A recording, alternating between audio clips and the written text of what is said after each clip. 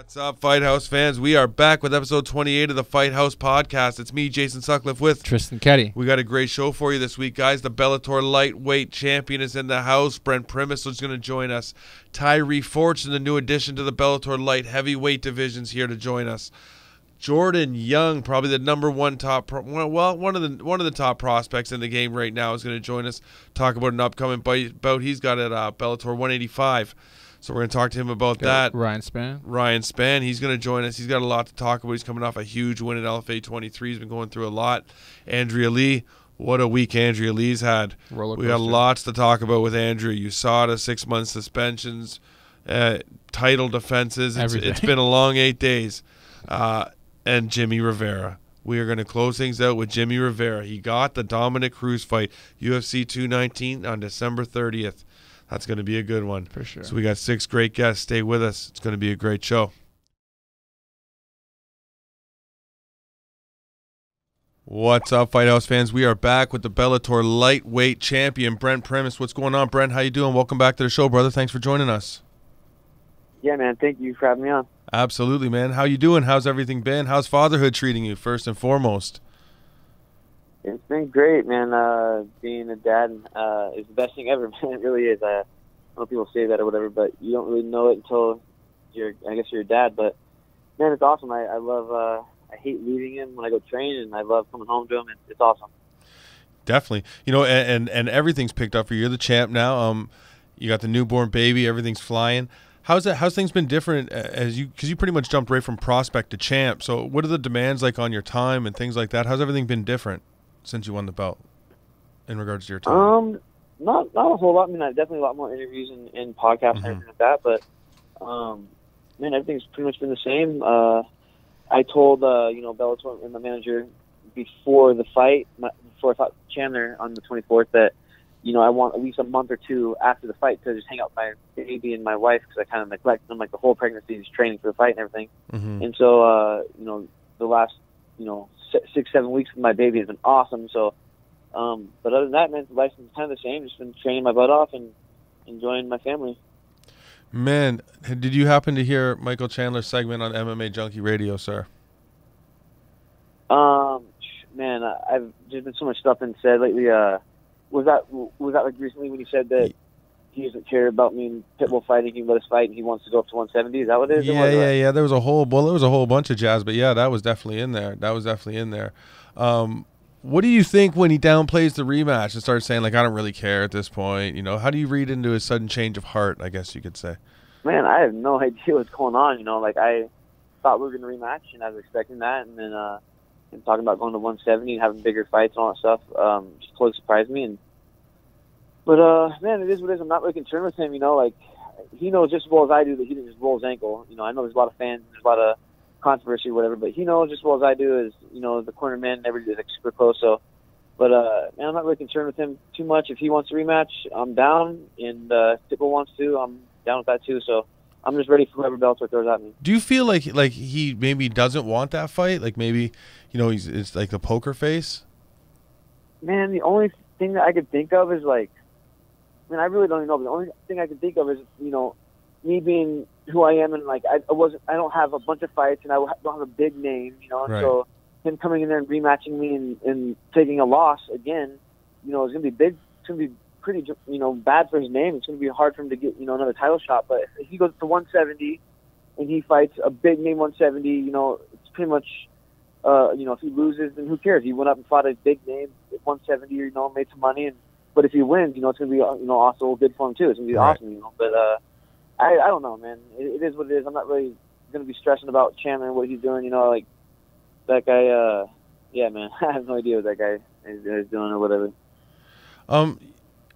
Does it? So none of it really affects you. Like, even when you hear him start talking about, like, oh, he's like a fake champ, or he's saying, like, you get to walk around and they're letting you call shots and like these types of things. It's like he's saying, I'm not interested in fighting him, but let me talk a whole bunch of shit.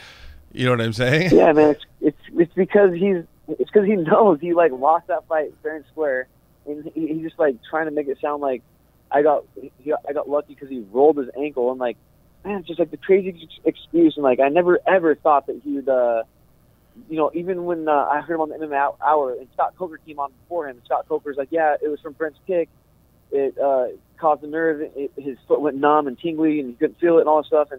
And so I thought Chandler was going to say the exact same thing. And then he came on there, he's like, I rolled my ankle, blah, blah. And I was like, oh, my God, dude. I literally just couldn't believe it. I was in shock. And then, it's one thing for the fans and stuff like that, because I totally understand how they saw it from the instant replay and how the announcers were calling it. Even the announcers kind of missed it. So I totally understand how the fans think that he rolled his ankle. Right. But I know 100% that he knows that he did not roll his ankle. But not only that, it's like, man, it's crazy. When have you guys ever seen an MMA, like somebody like that, roll their ankle when they're not concussed or rocked or something like that? Just randomly roll their ankle, and not only roll their ankle, but roll it so bad that they kill the nerve from the knee down. Like, it's just crazy to me that he would even say that. But it is what it is. So yeah. The last thing I will ask you about him, and not really about that subject, but when you were going into that fight, we spoke before the fight, and you had a ton of respect for Michael Chandler as a champion, as a fighter. You said, it's going to be really tough for going in there. You gave him all the respect in the world. After being in there with him and handling it the way you handled it and having the outcome the way it went, do you feel like a rematch would even be more one-sided because maybe you just wouldn't have that same respect for him? All I know is I am way more confident in our rematch, if we do rematch, than I was when I was walking in there the first time. Not only that, man, people don't know, like, I had a really bad rib injury, and I tore my knee 3 weeks before that fight. So 3 weeks before that fight, I did not grapple, I did not spar, I did not wrestle at all. So, like, just that going in there in that fight, like, man, I was like, dang, like, it's just kind of a crappy thing, fighting somebody like Michael Chandler, not being 100%. And I know a lot of people aren't 100% when they go into the fight or whatever, but, I don't know. It's just a crazy night and a crazy time, and just like how everything happened, it kind of sucks, Like, I went after I won, man, I was so excited. Literally, I could have passed out and thrown up and whatever. I was so excited, man. All I was thinking about was seriously, is like, man, like, nobody knows, like, before I flew out to freaking the fights, man, I had to borrow money to pay my rent. I spent thousands and thousands of dollars, all my money on that fight camp. Dude, I spent so much money in that fight camp, all my money. And not only that, I had a baby due in 4 weeks, and so there was so much pressure on me to win and everything. Like, once I won, man, like, all I just think about is, like, I'm not going to have to worry about diapers. I'm not going to have to worry about clothes, and me and my wife are going to be able to make an awesome nursery for my baby, and, like, I'm not going to worry about paying bills. And, man, people just don't understand, like, just the overwhelming craziness that was going through my head, and it was pretty cool, man. It just sucks, like, after all that excitement, I went to the back, and I looked at Instagram, and I just started seeing all this crap, like, oh, he rolled his ankle, Brent got lucky, he's a paperweight champ, and all this crap. I'm like, oh my God, what the hell? But it is what it is, man. So if Chandler wants a rematch, I'm 100% down. But if not, then bring on the next guy. Absolutely. Does it? Just my curiosity, but did it rain on? Was it as special as it was supposed to be? Like, winning this title, like, like the moment, what that moment was supposed to be. Was it that? Man,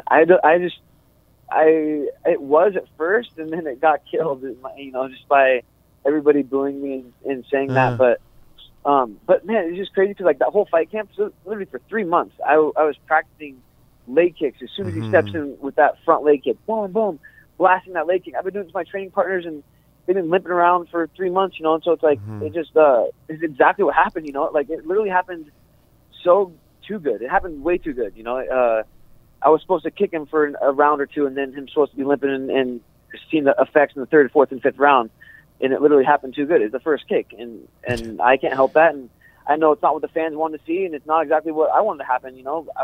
And I really wish the ref didn't stop the fight. I wish he would have let us go, and man, I was thinking about this the other day. I was like, man, I had 22, 23 minutes to kick his leg, and not only that, I could have started chopping the other leg, and he would have been just crawling around there like a little baby. So it's like, man, I just wish that I wish the ref would have let it go. I really do, because then there wouldn't have been any controversy at all. So, is that part of you that wants the rematch?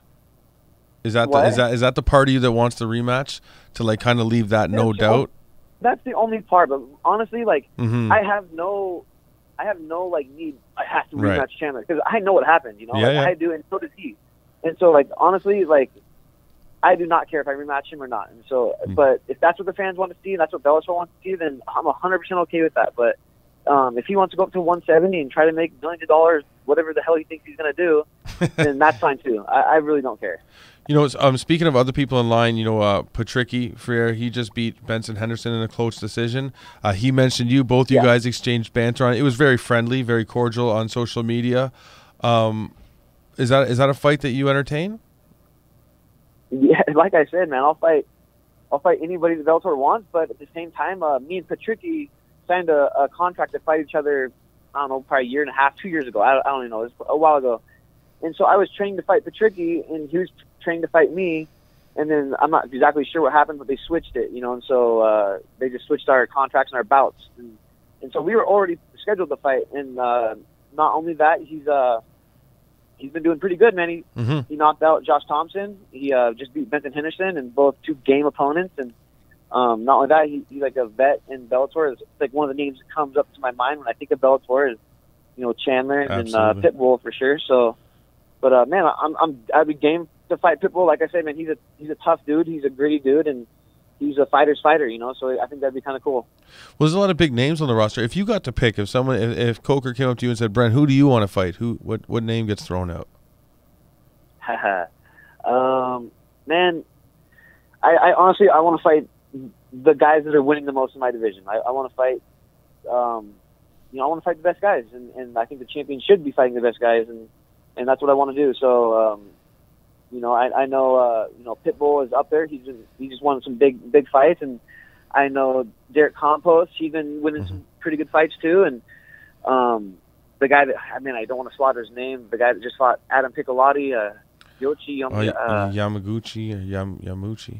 Yeah. You know, he's another guy that I like watching him fight. He's got beautiful jiu-jitsu, and you know, so it's yeah, for sure. And so there's some good guys in the lightweight division, you know, and so I'm just gotta, you know, sitting back and I'm gonna be fighting them. So I'm just waiting for who. Sounds good. You know, with the title, with winning the title and that fight going the way it did, do you feel the need, no matter who you fight next, to go out there and have a dominant performance? Is that something that's inside you, like just for all the nonsense you've had to listen to, just to cement it? Do you have that feeling inside you? Yeah. I was actually thinking about that the other day, and like, you know, there's always talk about me fighting Chandler. So man, I just go to bed and I already envision me fighting Chandler a bunch of times in our rematch, and I go over and over and same with Pitbull over and over because there's talking to me about fighting him. So I'm kind of crazy in my head, you know. So yeah, man. What was the question again? No, I was just saying, do you feel the need to have a super dominant performance your next time out? Yeah, for sure. For sure. Yeah, like I was saying, I visual myself fighting Chandler and Pitbull, and I definitely feel like I need to get a finish. And but at the same time, as how I always think, you know, I always man, I got to go out and finish this guy. But definitely a little bit more incentive on it this time. You know, I definitely want to go out there and put a stamp on whoever I'm fighting and finish them for sure. You know, the one thing I was following you and Pitbull back and forth on Twitter, and one thing that has always been interesting to me, how you guys can do the job you do, but you're so respectful even before the fight. Like, some guys can do that and some guys can't.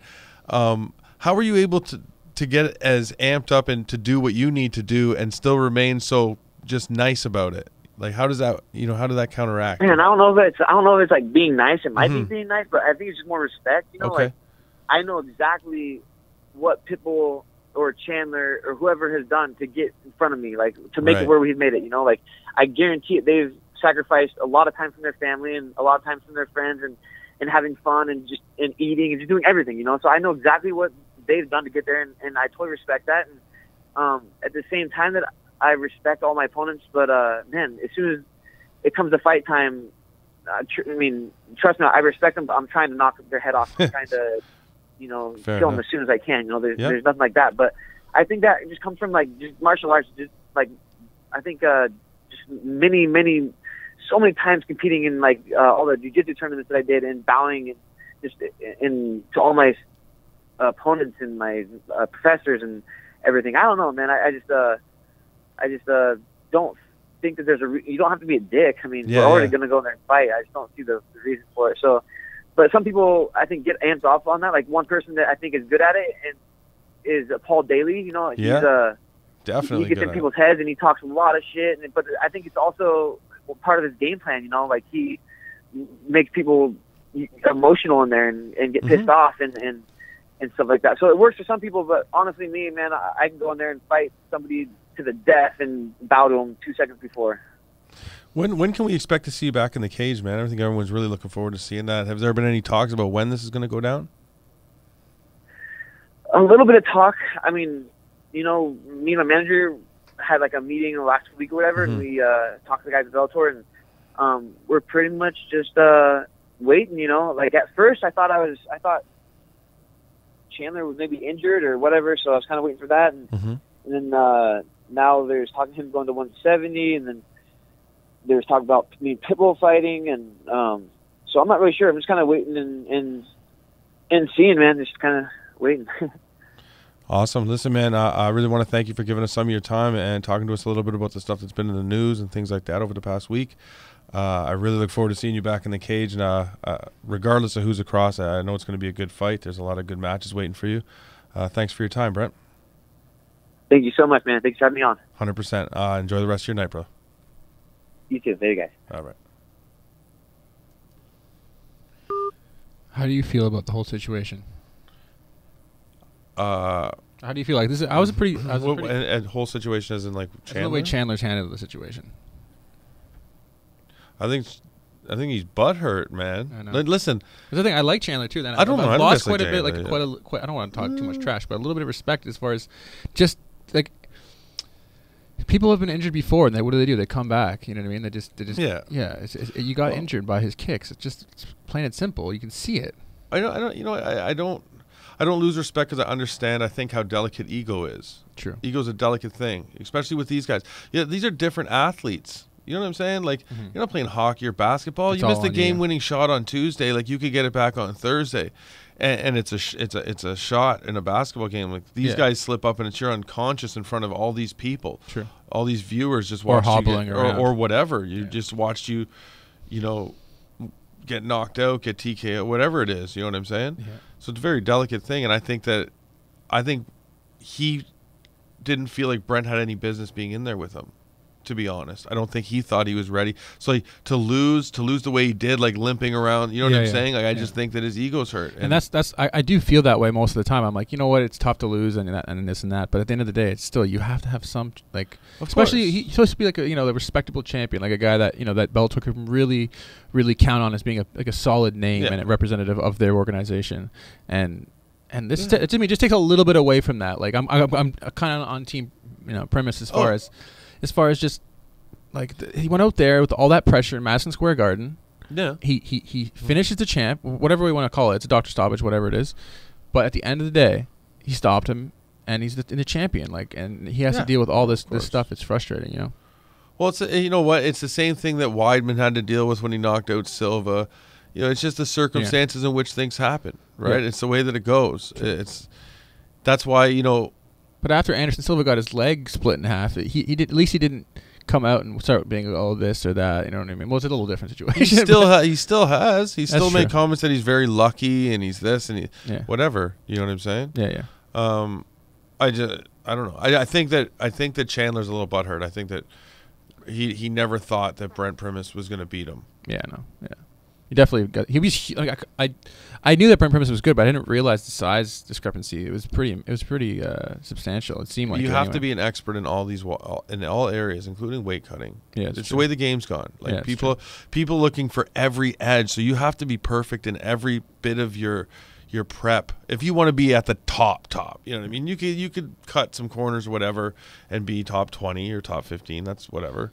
Yeah. But if you want to be the cream of the crop, like it literally, unless you're something special, it has to be like a John Jones who can like do coke benches and go. Well, it seems like this next generation. We've seen these generations of getting first one from specialists to guys who are balanced, and now it's going back to kind of specialists, but also the nutrition, like you said, the nutrition side of it. Talking about the new breed. Next up, we got Tyree Fortune. He's recently signed to Bellator. His twin brother Tyrell is a heavyweight with Bellator. Both of them are 3-0. It's going to be a really good conversation. Light heavyweight. He's fighting at light heavyweight. I'm really looking forward to see what Bellator decides to do with him, who they match him up with for his debut. Should be a good conversation. We'll see what he's got to say. We'll be right back. Tyree Fortune.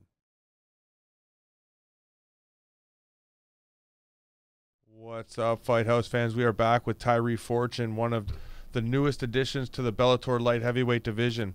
The undefeated 27-year-old is the twin brother of Tyree Fortune. Hope everything's going well. Tyree, thanks for joining us, brother. How's everything going with you? It's going great. It's going great. How's everything going with you? Always good, brother. Everything's always good. Could always be a worse day in a worse place. How you been, man? You got signed to Bellator. 3-0. You're coming up. Tell us how that happened, man. How did you end up on the Bellator roster? I ended up on the Bellator roster by just putting in the work and fighting the fights I needed to fight and working my ass off and making sure I just made sure I put my name out there and made sure everybody know who I was, and I'm ready to get it. And whoever wanted, let's get in there and get it done. There it is. There it is. I like that attitude, man. What made Bellator the right fit as opposed to like one of the other promotions, top-level promotions? Can you say that one more time? I said, what made Bellator the right fit for you, as opposed to one of the other top-level promotions? I'm not going to bash the UFC or anything, but I'm able to get paid by all my sponsors because that's how fighters supposed to, train and without having to work a consistent daytime job, and we want to focus on being the best in the world. Well, if that doesn't work if we can't get paid and actually train and not go to work and then go train and then do our minimum amount of training because we're worried about if we're going to have enough energy to make it to work the next day. Right. Like I just want to train all the time and fight and get it done and prove, and not prove, but show that I'm the best at what I do. So are you in a position now where you don't have to work? Like you signed with Bellator, are you in a position where you can just focus solely on your fighting? Not just yet. Not just yet? Not just yet. I'm working right now, but I haven't had my first fight yet for them. Right. But when I have my first fight for Bellator, everybody's gonna understand why I should be there and why I'm gonna stay there. When you come in, what sort of expectations do you bring with yourself? Do you have a timeline for yourself of when you want to see a title or anything like that, or just the way you want to maneuver through your career? What's your thought process? I have no timeline for a title fight. Right. If they want to give me a title fight when they think I'm ready, give it to me. If you want me to earn it, I'll earn it. That's not a problem, because I'll fight whoever I need to fight to set that up for myself. Right. And if you don't want to fight me, we're gonna have to see each other eventually. Is there anybody? There's only one way. Sorry, go ahead. There's only one.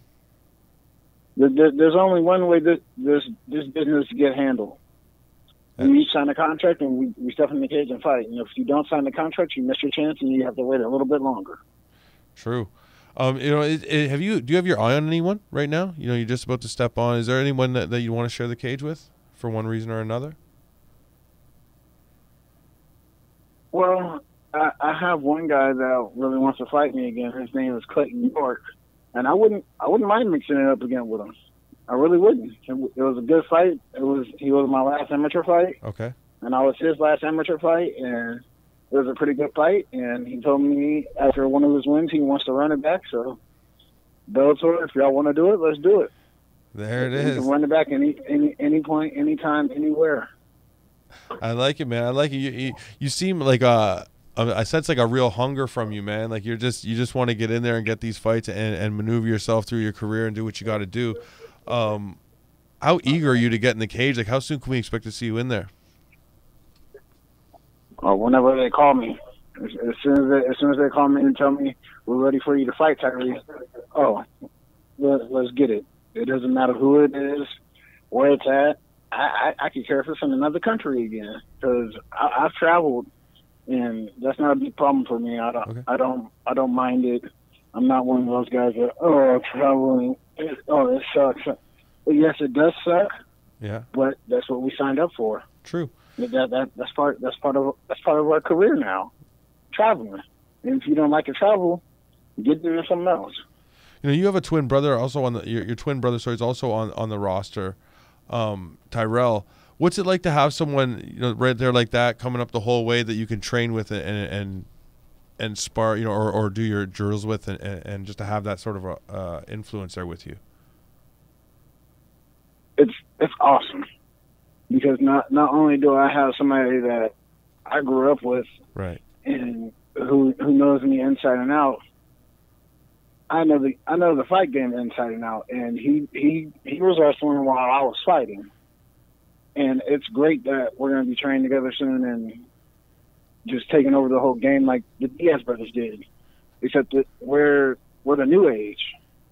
Everybody's gonna be able to see what it is that I'm not bashing anybody else, but they're actually going to be able to see people with the best start out for MMA do what they do best, and we're actually evolving into great fighters, not just the predominant wrestler that has good hands or a wrestler that has good kicks. We're all around. Right. We're well rounded. We're not just a stagnant wrestler where you think, oh, if I get tired, I'm just going to push for a takedown. No, we'll stand up with you. That's not a problem. We'll go to the ground with you. That's not a problem. Like, you can take it anywhere you want, and you're going to have a fight on your hands. What can Bellator fans expect to see from you in the cage if they're unfamiliar with you? Oh, it's very, very unorthodox and very, very fast. Speed kills. Most people think of me as a wrestler because I like to grapple in my fights. Right. No, my first Bellator fight, you're going to see my stand-up, and you're going to see me mix it up. Everybody wants to see that. You're going to see it, and you're going to like it, and then you're going to want to put me back in there. There it is. You know, one question I want to ask you: do you compete at light heavyweight because it's your natural division, or do you compete outside, like at light heavyweight, because your brother competes at heavyweight, and it kind of you don't want to cross those paths, kind of have your own lanes?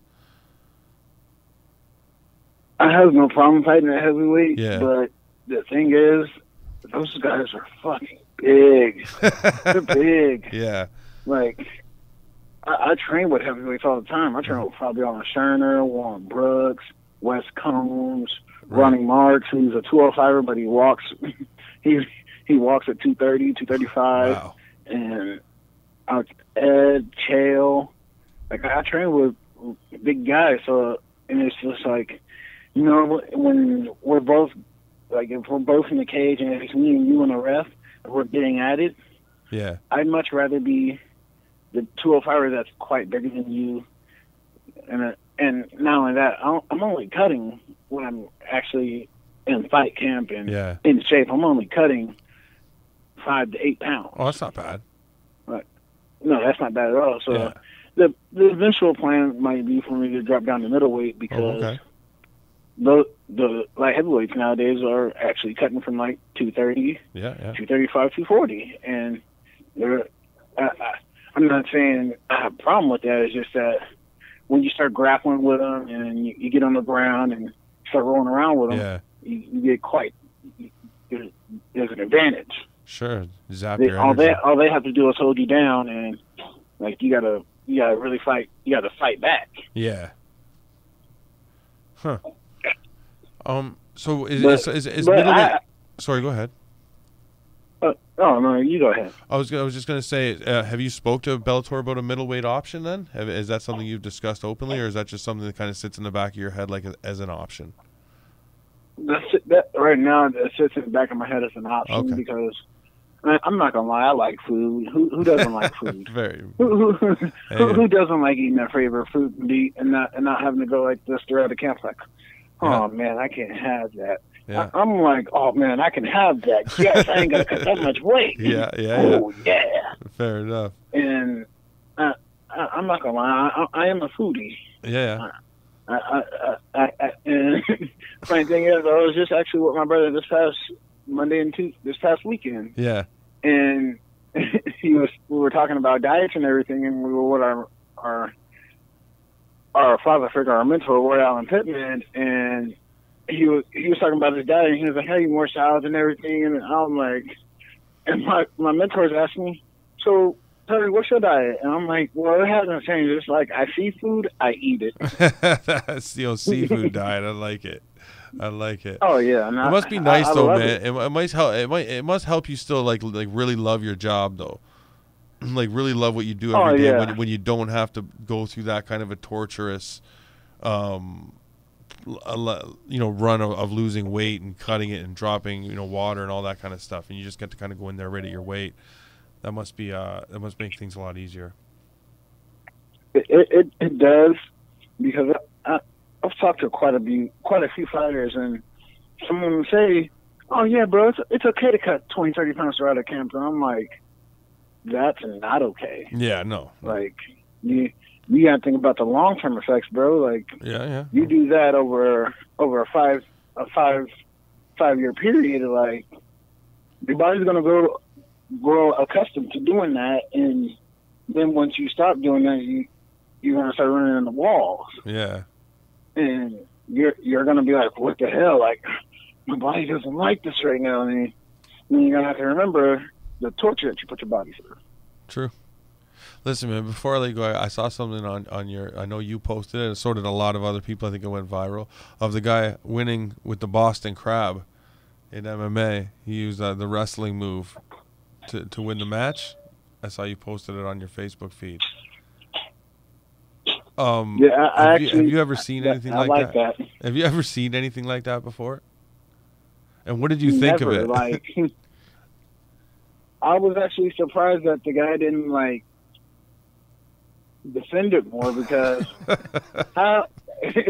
usually you practice that in practice, and you try to do that on your teammates just fooling around. Like, you never really actually think you're ever going to get somebody in a professional wrestling move and get them to tap in an actual fight. That's not plausible sometimes. But he actually got it all the way, and I was expecting his opponent to. Right, I was expecting his opponent to straighten out his legs and something. Put this up back through his legs and everything, and make it more of a not getting Boston Crab. And the guy actually stuck his tongue out while he did it, haha, I got you in the Boston Crab. And that is what made it really funny, because it's just oh, bro, you got caught in the Boston Crab. Right. The guy smiled. Let me ask you this, man. You're a fighter. How bad is it to be the guy that got subbed by the Boston Crab when he goes back to the gym and stuff, and he's there with his buddies? I'd be that guy walking into, if I got Boston Crab, I'm not gonna lie, I'd be that guy walking back into the gym with my hood up every practice from then on out until I Boston Crab somebody else. I'll be everybody's like, bro, you got Boston Crab? I'll be like, yep, I did. It happened. It's one of those things you gotta pass on. Though. It's all right. Yeah. It's one of those things you gotta pass on to the next guy. Oh yeah. Fair enough. Or you're that guy, but then you Boston Crab somebody in practice and be like, you tap to what I tap to.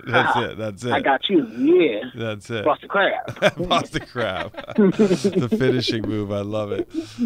Listen, man, I really want to thank you for your time. I really appreciate it. I can't wait to see you make your debut. Look forward to it. Thanks for your time tonight, Tyree. I really appreciate it, brother. Thank you, Jason, for having me on. 100%, man. And hopefully we can do this again just before your fight or just after or something like that. Oh, of course. No problem. I love being on this. All right, sweet, man. Thanks for coming. Thank you, Fight House. All right, buddy. Enjoy the night. You too. Later, bro. Later. Good guy. Yeah. Good guy. I love this is my favorite. Of all the people we get to talk to, some pretty high ranked fighters. I love talking to a lot of the prospects coming up, man. These people that you haven't heard of them yet, Yeah, they're a little more loose. They don't right? have an agent yet. Yeah, no one's got to them and been like, "Yo, don't say that." Don't say that. I can just imagine Josh Barnett somewhere off in the distance, just getting angry right now because it's catch wrestling. It's a real thing. It's a real thing. Not a Boston Crab. I'm sorry. No, there's no application. That was amazing. Yeah.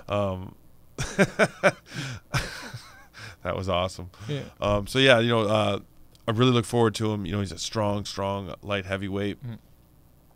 Mm. His brother is also under the Bellator roster as a heavyweight, so he's been around. He's seen some stuff. He's got the right idea too to market himself like the Diaz brothers, stick together. People love that. Dude, Anybody who has a brother understands it, right? Right. So. They love the camaraderie. So I'm not sure. I hope Bellator gets him in there. Hopefully he can get something sooner than later. That would be nice. You don't want to see the guy sit on the shelf too long. Yeah. We got what Ryan Spann up next? Yeah, Ryan Spann's up next. Just we're gonna be talking to him. He went through some hard times, man, some ups and downs this year. He's gonna talk to us about that and see what's up next for him.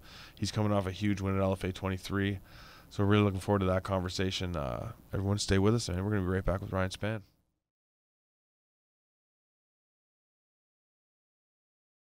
What's up, Fight House fans? We are back with light heavyweight Ryan Spann, who's coming off a very impressive victory over Lemarcus Tucker at LFA 23. What's up, Ryan? Welcome back to the show. Thanks for joining us, brother. Hey, thanks for having me again. Yeah, man, absolutely. It's always a pleasure. How's everything, man? How's everything coming off the big win? How you feeling? Oh, I feel good, man. We back to training already for the next one. Nice. You have a next one lined up already? Yeah, I actually had it made basically the next day. Nice. Can you announce it? What do you got going on? Oh, I don't know if I can say just yet. We gotta iron out a few of the details. Oh, okay. But it's around the corner. Is it with LFA? Trying to stay busy. Yes. Oh, nice. Good stuff. Going back to the fight coming back with Lemarcus Tucker, how did you feel about your performance as a whole? It was pretty good. I think I felt pretty good. I haven't really just thought about what my performance was like. It felt good. I knew it was supposed to be a tough fight. We only had a few weeks to get ready, so we took the fight basically. When was the fight? September. We took it at the beginning of September, so we only had a few weeks to get ready. Nice. What made you so eager to jump back in there, to take a short notice fight, and not take a little bit of time, maybe coming off the Dana White Contender Series? Man, basically, went through a bunch of stuff in August. It was a hard time for me. Actually, it was a hard time for me getting ready for the Dana White show, and it got even worse afterwards. It was basically I didn't know what I wanted to do anymore, And like I said after the fight, me and my son went for a walk one night, and he was like, "What's your favorite superhero?" And I was like, "I don't know." He was like, "Well, you're Superman." And I was like, "Yeah, but I don't like being Superman all the time." And he was like, "Yeah, but he's like, I was like, "I'm only Superman when I fight." And he's like, "Are you gonna fight again?" And I was like, "I don't know." And he's like, "I want you to fight again." Yeah. He's like, "I want you to do more better." My son is 5. Yeah. So he's like, "I want you to do more better." So the next day, man, I got on the horn, started calling around and let everybody know. Me and my coach, talked to my coach. We put together a plan to get back in the UFC picture. Yeah. So we was like, we'll take on whoever at whatever weight, at between 205 and heavyweight. So. Oh, you're not going to go back down to middleweight? Come again? Oh, sorry, I didn't mean to cut you off there. I said you're not going to go down to middleweight. You're going to go the other way, either light heavyweight or heavyweight. Basically, I'm doing these fights at this point because basically our plan is to get 3 to 4 fights by I want to say February or March. Okay.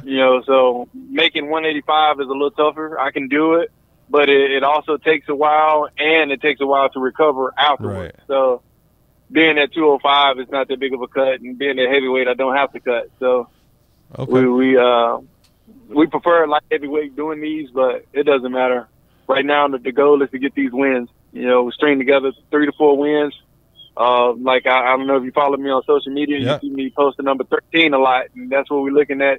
The number 13 wins, and we're back in the picture. Getting the title fight and legacy, and then going out to the UFC with the strap. This whole year's been up and down for you, man. I can't imagine, it must have been difficult to deal with. You had the Giles fight, then you came back. You had a really great performance. You got the finish.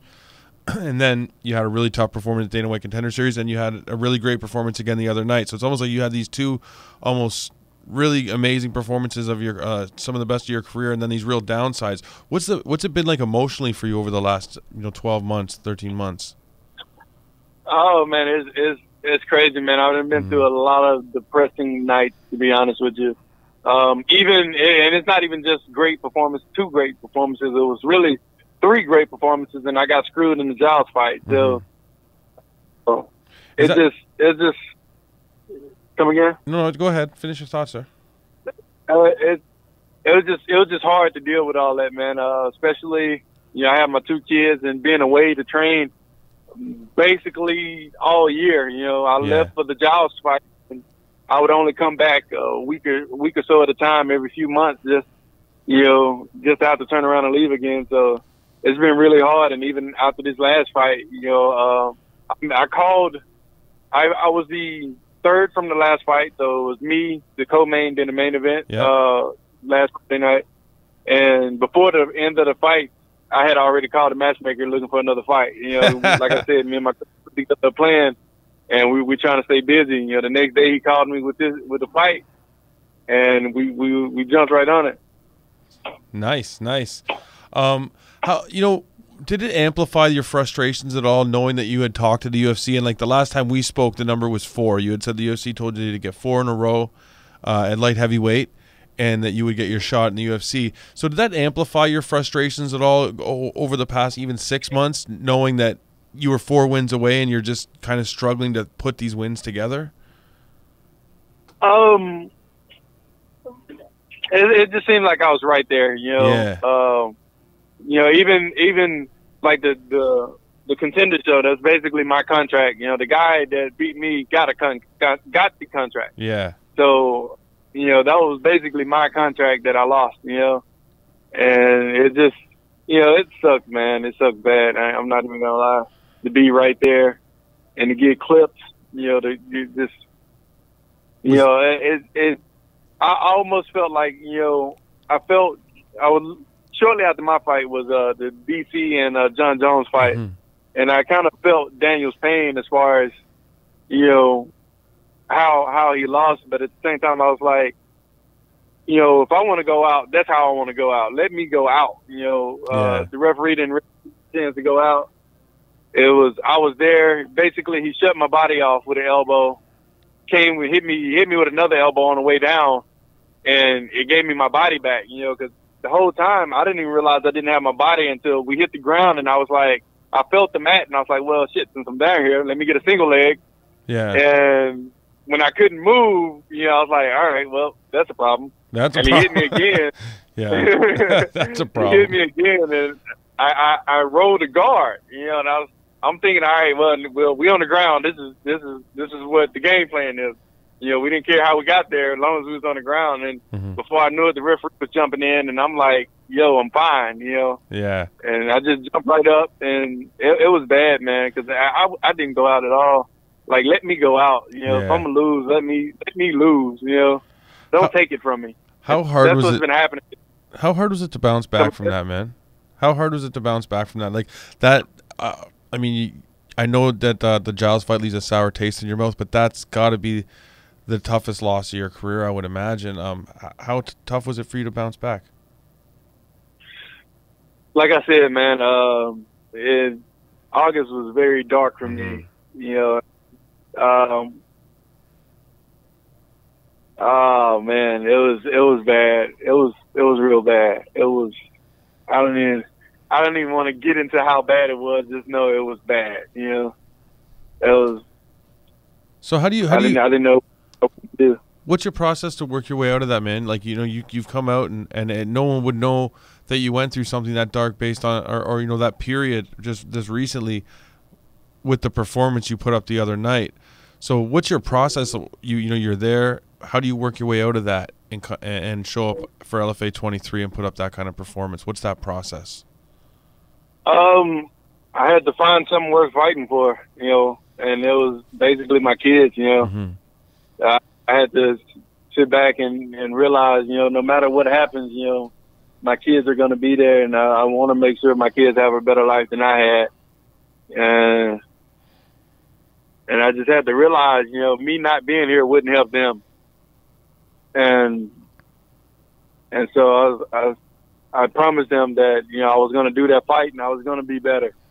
And I know how good I am, and the people around me know how good I am, and we all know that I hold back a lot in my fights because I don't like knocking people out. I don't like hurting people, you know, and I would hold back in fights, and that would really get me in trouble. You know, talking to my teammates, Rashad Coulter, he's in the UFC now, fighting out of Fortis MMA, and Charles Bird, who fought on the Contender Show twice. You know, we was all sitting up talking in Vegas, and I was like, man, and they knew, you know, I was like, man, I don't like hurting people. And basically Rashad was like, man, it's kill or be killed. When it's all said and done, he's going to try to hurt me. And I had to make up in my mind that, you know, one of us is going to get hurt is not going to be me. I always felt like I was good enough for you to be able to try to hurt me and me to stop you without hurting you, you know. And, you know, they kind of changed my mind on that, you know, talking with my coach, you know, talking with my coach Safe at Fortis. And, you know, it kind of came down to where it's like, all right, it's time to start showing what we can do. You know, I've been holding back for so long now, and I just have to stop doing that. And that's kind of what, when I talked to my son, I was like, you know, I told him I'm going to be better, so I'm going to show the world what Daddy can do. And that's what I had to show up and do. You know, getting ready for that fight, it wasn't a lot of physical training needed because we was already in shape from I spent the whole fight camp going into the Tuesday night contender fight. I spent that whole camp at Fortis MMA getting ready, you know, with all those guys, and I was already in shape even though I took off a month, you know. Like when I say it was dark, man, I didn't do nothing. There was times where I didn't want to get out the bed to pee.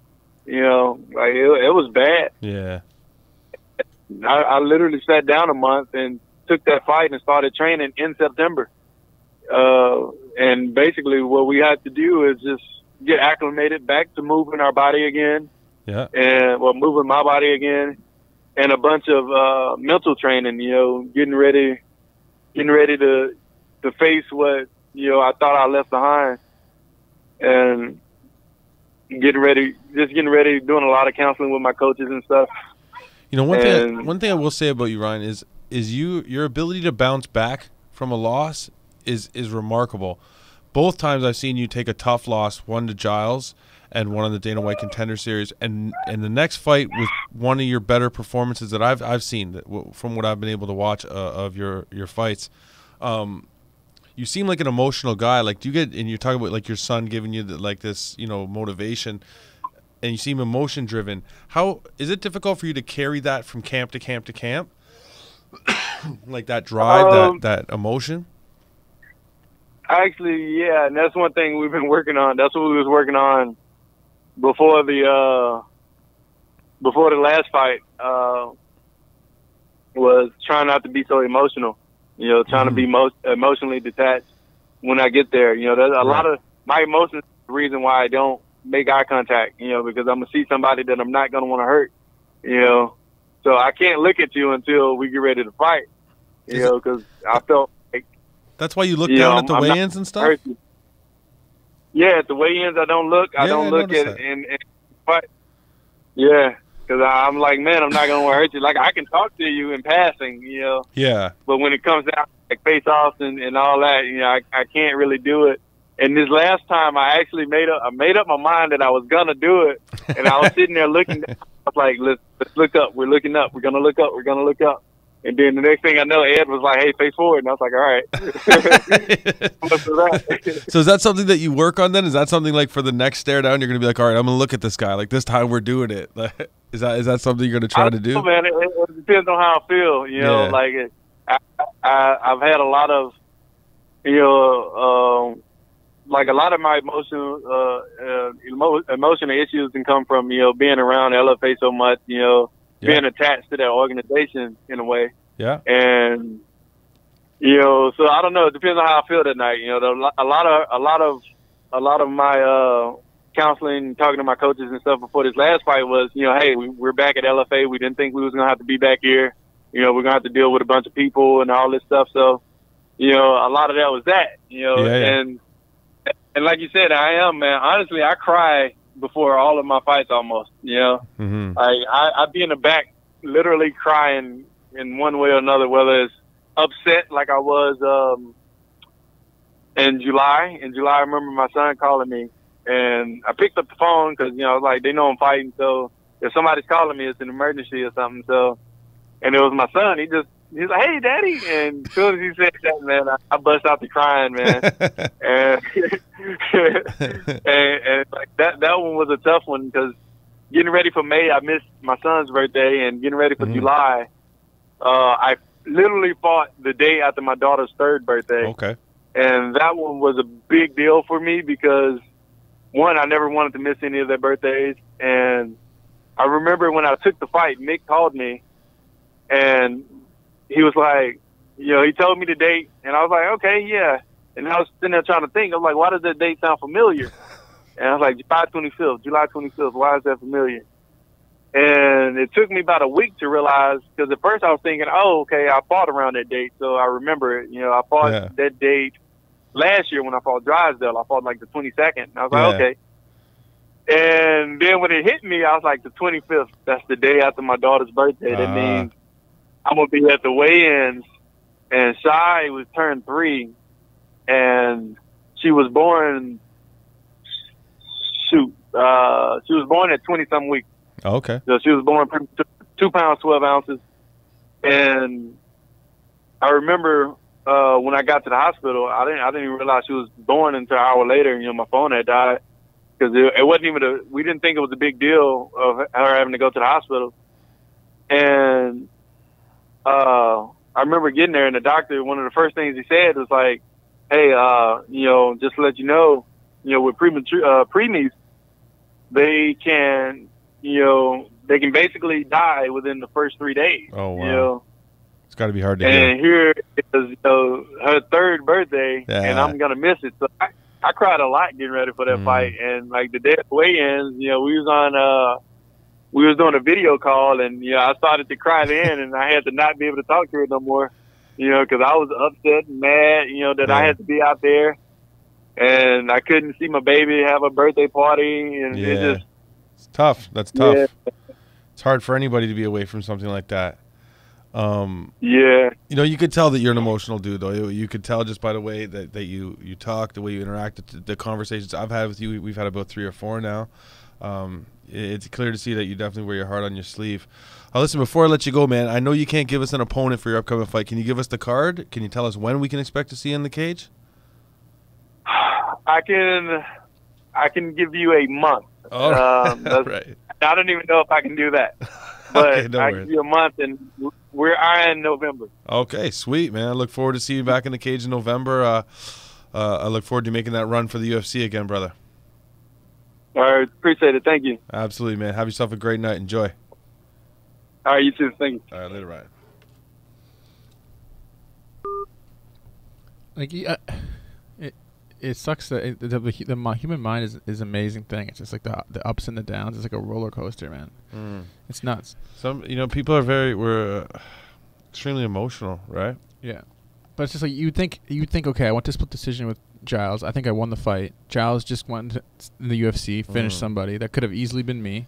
Just a little bit difference here and there. You know what I mean? Like you said, right? The Dana White Contender Series, the guy that knocks him out gets a contract. That's his contract, right? Like those things rest heavy on the mind.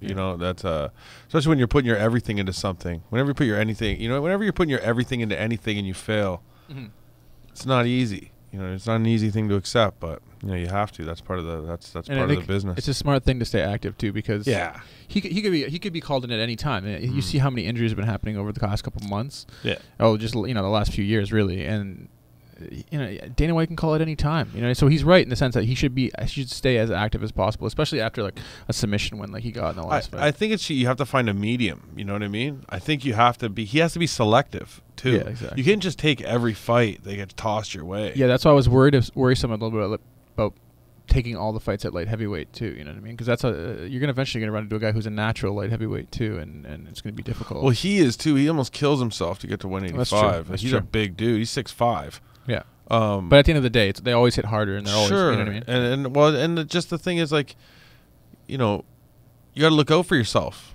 right? Because other people aren't, right? They're looking out for themselves or their fighters or the next guy that they want to move up and push and promote or whatever. You know what I'm saying? So like you never know who people try to match you up with. Maybe it's not a good fight for you. Like it's not a shame to sometimes be like, no, it's not a good fight for me. I got bigger goals here. Like I gotta stay smart. I gotta stick to the plan. Yeah. No, I agree. Yeah. So I don't know. I think it's like you're caught in a rock and a hard place, right? Mm-hmm. You got to see how it goes. Hopefully he gets a string together. That's it. He's one guy that I know what he puts in because I follow him on social media. Like you see what people do to a degree. I want to see him at least get his shot. For sure. Yeah, momentum. It seems like momentum is the most powerful thing in the sport too, right? So if you get that win, you get that call up, you get that win. Who knows what can go on from there? Especially when he has a skill set like he does with like a bigger guy with a jiu-jitsu game. Right. 10th planet guy. So speaking, we've been talking to a few up and comers, a couple of good prospects. We got Jordan Young. He's with us. He's going to be talking about his upcoming fight. He's got big things going on. Bellator 185. Friend of the show. Yeah. So we're going to talk to him. We're going to see what he's up to, what he's got going on, how training's going, what he thinks of the fight, this, that, and the next. Stay with us. It's going to be a good conversation. We'll be right back. Jordan Young, Bellator, middleweight.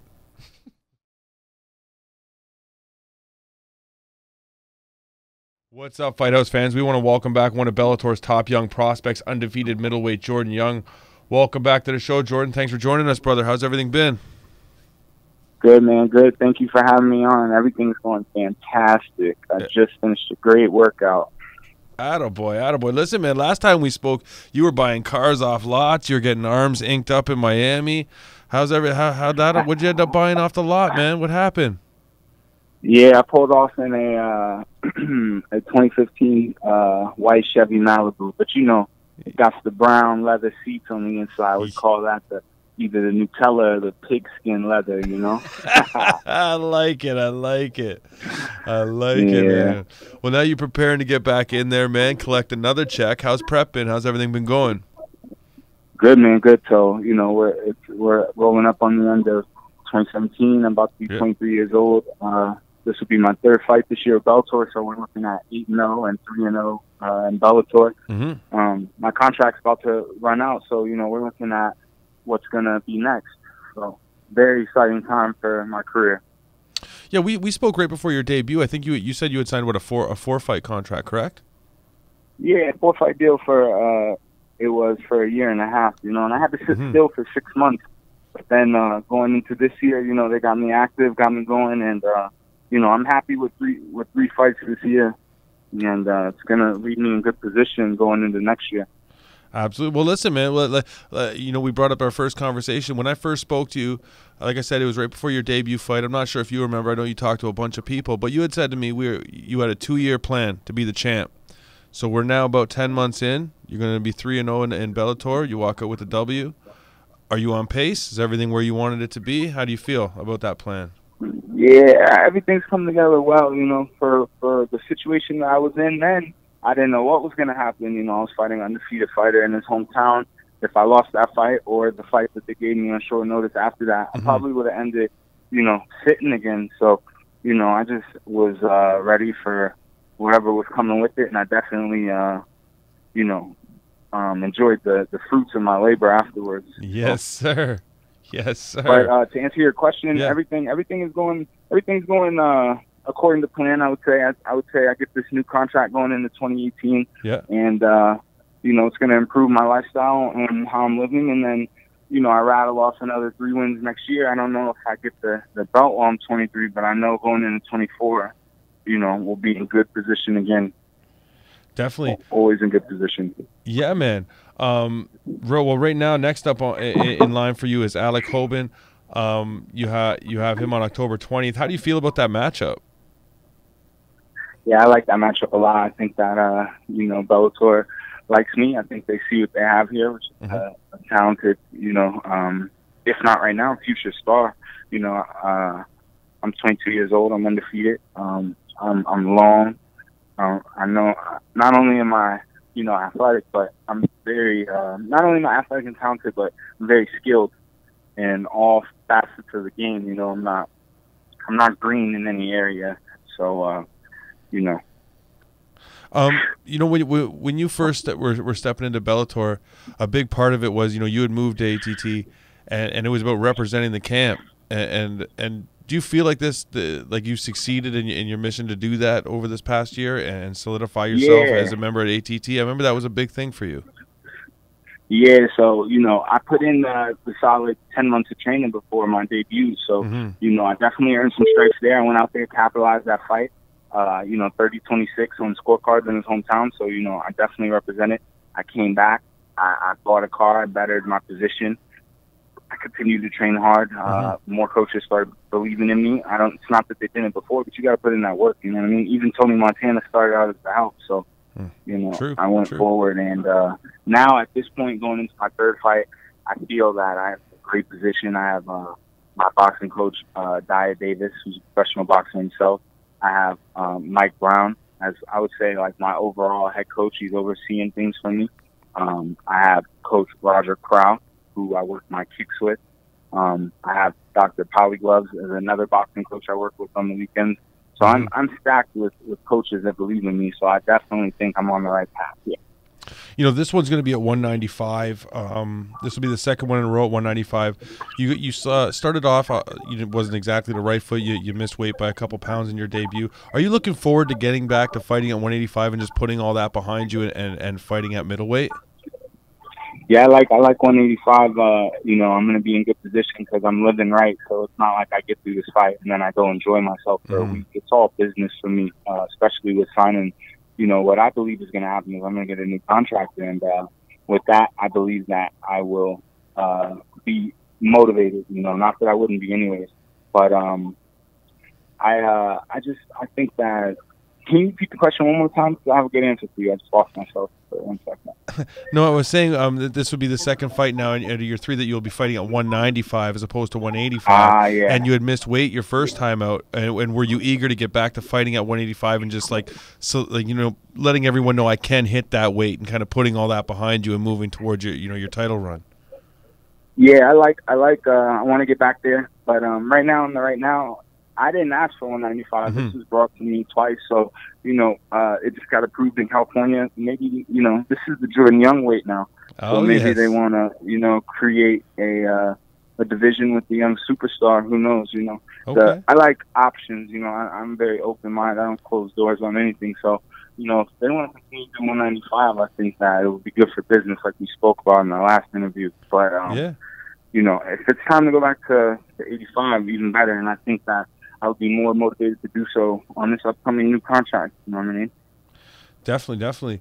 And I hope you get what you deserve in that new contract. We're moving into a place in MMA where fighters are starting to get, because of competition and stuff, a little bit of worth. So hope you end up landing what you deserve. Yeah. You're coming in on a 2-fight winning streak over 2 undefeated fighters, like a longer winning streak, but 2 undefeated fighters you've knocked off in a row. You've been calling out 9-1 Chris Honeycutt for a while with no luck. How do you feel about Bellator lining you up with Alex Hooben at 5-3 as a 5-3 fighter? I mean, no disrespect to him at all, but it seems like you might be at a level higher. Like, were you content with that opponent? No. To me, this is the thing. This is prize fighting, not pride fighting. You know what I mean? Like, a lot of guys get out there and they're taking any fight. Like, you know what I mean? They're fighting the toughest guys for pennies, and that's cool. Not a lot of like the old school mentality was that, like, who's tougher, and that's cool. But I'm here to get paid. You know what I mean? It's about building your career. If you look at boxing, you know what I mean? These guys are building their career 20 fights deep before they start taking stiff tests. But this isn't boxing. But I think that this is a good step for my career. I earned those first 2 W's.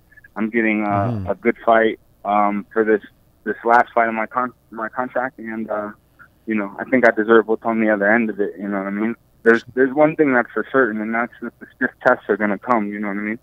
I would be a fool to be rushing my process. Some guys like, I got dudes in the division calling me out. I got like Mike Dickey Rhodes from Roof Sport running his mouth on Twitter every chance he gets. And if I was broke and bitter, I would feel that way too. You know what I mean? He's broke, he can't get a fight, and but what is that? How does that affect me? I'm eating good over here as I'm supposed to. Yeah, definitely. Is there anybody you do eye in the division? I mean, besides Chris Honey, like we know that Chris Honeycutt. Is it irritating to you that you can't get that fight? Like you've been going at him for a long time. It's gonna line up. It's gonna line up. It will all line up. I'm gonna get this new contract. It's gonna be time to step up. You know what I mean? And there's nothing that he's gonna be able to say about that. We'll get it going, and I'll be getting compensated properly for that too. So that's exciting for me.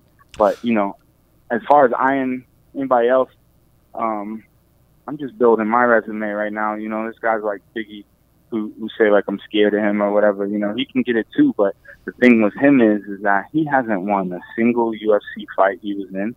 I don't care who he lost to. Robert Whittaker when he was at 170. Eric Silva. I don't care who he lost to. He still didn't win a fight in there, and he didn't win his one Bellator fight. So to me that's washed. And I'm looking for fights that make sense for my career.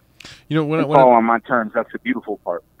If you can get them on your terms, that's the key, man. I think that's the key to a lot of success. It seems to be what guys, the guys who sit at the top do really well is they guide their career. So I think that's definitely a crucial part of the mix, man. One thing when I looked at this fight, man, most people would say that this fight should be a blowout. Do you feel like it's a dangerous fight? To me, it seems like there's more to lose than to gain for you. I do understand what you're saying though about the pay bracket, and if you want me to fight big names, then you got to move my pay bracket. Like I completely understand that. Yeah. But do you feel like there's there's more to lose here than to really gain? Man, honestly, I'm ice cold with it. Like I'm not really looking at what's to lose. It's like this. If I walked into a bar with my girl and this fool, was off a couple drinks and smacked her ass, we're gonna throw down. So not to get on some street fighting tip, but like it's just a fight to me. So I'm gonna go out there and ice him. I think that because it's if you look at it on paper, it's gonna be a blowout. This is the thing. I was in the blue corner. I wasn't the favorite my first two fights, so now I'm the favorite. I get to feel what it's like to come out second in Bellator, and I think that it's going to be a good opportunity for me to rise to the occasion and do what's expected of me. You got a decision and you got a submission with Bellator, man. Are you hunting that knockout this time around? Yeah, for sure. He's been KO'd 3 times, so that chin will be found. You know what I mean? I'm not stressing it at all. I'll be in good position. I'm not overextending for his chin. It'll be found, and I'm confident that when it's found, he'll hit the deck and plank. And plank. I like that. Yeah. Without giving us too much of your game plan, man, what shots do you think are going to be like you said that chin will be found? What shots do you feel like will be available for you? A lot, and not just with my hands either. You know what I mean? I've showed a lot of boxing, but I could touch them with my feet, my shins. You know what I mean? There's a lot of shots that I think the key is just the way that I pick them and the way that I'm moving. That timing is different. The thing is that he's on a good athletic body, and Mike Rodriguez, I saw on his record, that guy that just got a flying knockout on the Contender Show. That's an athletic body, so that's he. I'm doing an interview right here, my guy. Okay, no, you good. But this guy was real athletic, But I think that he hasn't fought anybody skill-wise, anybody on my level. So that's not good for him. Fair enough. Listen, man, I'm a betting man. So where should I put my money, man? Can you give me a round and a method? Yeah, I think that first round TKO knockout. Honestly, the chin will be found, and you either get down or lay down. So he's either gonna go down off those shots, or he's gonna shoot, some type of takedown and get sprawled out on, so I could dish out some more shots. Sounds good, man. Listen, I really appreciate you giving us your time, man. You always make some time for us, and that's real cool. I really appreciate it. And best of luck on October 20th, man. I look forward to the fight, brother. Yeah, look, we'll continue to do this, as I go up, and, the fight's it's only going to get bigger and better. The future's bright. Everybody's listening, go follow my Instagram at JAY185. And, I just want to shout out a couple sponsors, Joe Brammer with the Elite Edge. I want to shout out Aaron Pounty, Jeff Moen with J&K Complete Auto, And I also want to shout out 8-Man Strong. October 20th, Bellator 185. I'm on the prelims against Alex Hooben. And if you like violence and you like seeing knockouts, make sure to tune in. Thanks again. I appreciate you. 100%, man. I appreciate you as well, sir. Thanks for your time, brother, and keep grinding. Yeah, catch up soon. Later. Right. Later, bro. That dude's a beast. I'm excited for this non-existent 195-pound division. the Jordan Young division. Yeah, man. Yeah, it's necessary. That cruiserweight. Oh, I can't wait. That'd be insane. Like even Roy Nelson at 195 pounds. You tell me he can't lose 10 pounds. Like, come on. Different guys. There's so many guys like that could just make that jump. Or come down. Yeah. Yeah, it would definitely open up a lot of doors. I don't think the only problem is that some of those divisions are already, even in Bellator, 205 and stuff. It's already kind of watered down. But that's just because you're imagining taking the guys out from here and there. You know what I mean? I think Bellator has the best option right now is just set up some catchweight fights. Just keep them coming, and then you can find out exactly who wants to fight it, which which fair way. Enough. True. But at the end of the day, it's just a matter of time. There's talent. And it can be spread out. Like Bellator's getting to a point now where it's like they have the option of maybe one-upping the UFC in that regard. But I mean, like you said, it does thin it out. But yeah, I mean, I want to see it. I want to see you guys fight at their utmost. The best possible fighter. Because sometimes they're drained, and you want to come down on the fighter and be like, why didn't he have a good fight? But he was like he weighed 20 pounds less the day before. But you know what's interesting to consider too, and it's something I've never really given a whole ton of thought to, was what he said about I'm down to fight these tough guys. I'm down to take a tough fight, but I need to be compensated for it. Yeah. It's like sometimes we see a guy and it's like no man, this guy deserves a tougher fight, but we don't consider that maybe it's him that's saying no. Yeah. No. We'll wait till I beat this next guy, then we'll renew my contract. Then you'll be paying me more to fight those better guys. Exactly, you know what I'm saying? I'm not going to fight those guys for peanuts. That's not going to happen. Yeah, it's like you got 2 wins in a row. And it's just like now I want a pay raise. This isn't I don't get to do this over a salary over 20 years. There's only 20 fights, so you got to consider that. Yeah. Before we get on to the next interview, I just want to apologize to everyone. We've had a lot of issues with our Skype tonight. We're supposed to have a lot of our guests on through Skype, and we've had a bit of an issue with our connection, but we'll hope to have that all fixed up by next week, and hopefully by the end of today we can have we'll get some of these interviews in through Skype. Next up, we got Andrea Lee. She's been in the news all kinds over the last week. We had her on a couple weeks ago leading up to her title fight with Jamie Thornton, and since then so much has happened. We keep missing that big scoop. Right? We can't just by a few days. Right? So we're gonna bring her on. We're talking about signing to the UFC, getting a fight, not getting the fight, getting another fight, then finding out you got to sit on the sideline for 6 months with USADA. It's been crazy. It's been a crazy week for KGB. So we're gonna have Andrea Lee on next, and we look forward to that conversation. It should be an interesting one. Stay with us.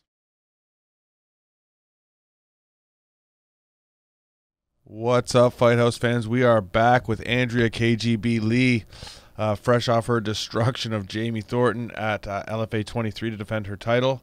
And a whole bunch more has happened since then, and we're going to get into that. What's going on, Andrea? Welcome back to the show. Thanks for joining us. Thanks for coming back. Thank you. Thanks for having me back. Absolutely. Been a long week for you. How are you feeling now, at this point? I feel great and content with everything. Yeah. Good. Just touch back on LFA 23 for a second, because the last time we spoke was just before that. You had a great performance against Jamie Thornton. How did you feel about your performance? Did the fight go as you expected it to? Yes. I mean, I was of course wanting to get that knockout. Right. And she was a lot more settled down in the fight than I thought that she was going to be. She didn't rush me like I was expecting. She paced herself more, and she picked her shots. So I was really surprised by that. But yes, I mean, I got the win, I got the finish, and that's what I was hoping for, and that's how I expected it to go. Your performance, it was a great performance. It got the attention of the UFC. By now, we all know you got the call to fight Jessica Eye. Were you at 100% following the fight when you accepted that fight with Jessica Eye at 216? Not really. I mean, I was, in great condition, for the fight. I had, obviously just came out of a fight camp, so I was in 5-round shape. But my shins were sore. My shins were beat up, but other than that, I was fine. But if I had to check some kicks, that might have given me a little trouble. But I mean, I've been sparring since then, and I've been checking, and it's been giving me a little trouble because they're still pretty bruised. Yeah. But I've just been testing the waters anyways. Getting out there. I imagine you get the like an urge, like you can't sit around too long. You want to get out there and participate. Yeah, and plus I'm trying to help my friend get ready. Andy Wynn's fighting for Risen. Oh, that's right. Andy's fighting at Risen. That's right. Yeah, so I've been her sparring partner. Yeah, I know you guys. It's the iron sharpens iron, right? I always see you guys. You guys are like inseparable. I see you online all the time. Oh yeah, we are. You know, when Jessica, when you first found out that Jessica I was who they wanted to line you up with, what were your thoughts of her as an opponent? Like before anything else, like before you knew it got canceled or anything, what were you thinking about of her as an opponent? I just said, I was going to go in there and it was going to be one of the toughest fights, or probably the toughest fight that I've had in my career. So, I know Jessica I is, she's been fighting at 135 and she's strong and she's an incredible fighter, and it would have been like an amazing opportunity to get to fight with her. I just knew that it was kind of like a once. I wouldn't say once in a. It's not like a once in a lifetime opportunity, but I mean like it was like a huge opportunity for me to get to go in there and fight on a pay-per-view card, right. Short notice. So for me, and I want, in my mind, I'm going in there, and I'm thinking, there's no losing. I'm going in there to win. Yeah. But win or lose, it still would have been an incredible opportunity, and I knew that. Right. So it would have been. She would have had more to lose than I. Well, but, no, definitely. At this point, anyway, she would have for sure. And following her, turning down the fight. Actually, one question: when someone turns down a fight like that, when you have an opportunity to fight them and they turn it down, does that make them someone like they kind of you put in the back of your mind as someone you want to fight later? Like I want to run into you later on. Do you get that at all, or no?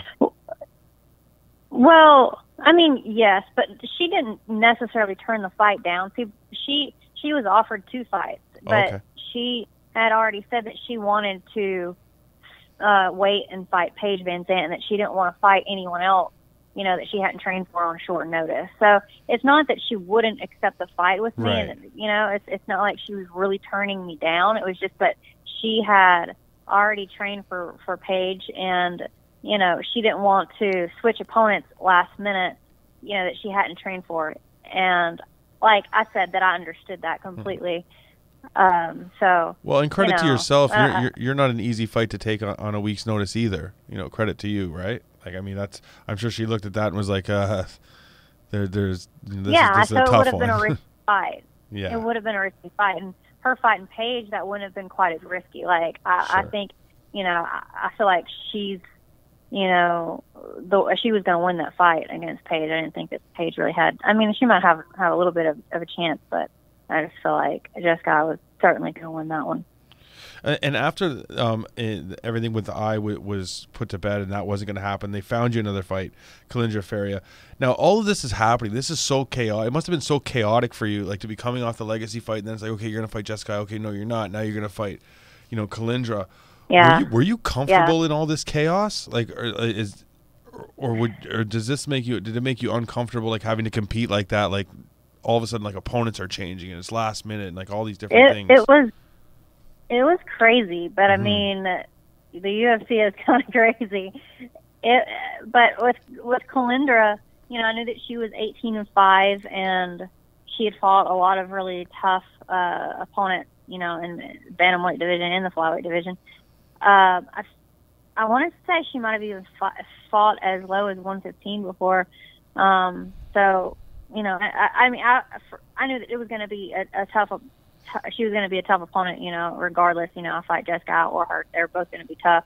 But yeah, the whole not knowing if I'm going to fight, I am going to fight.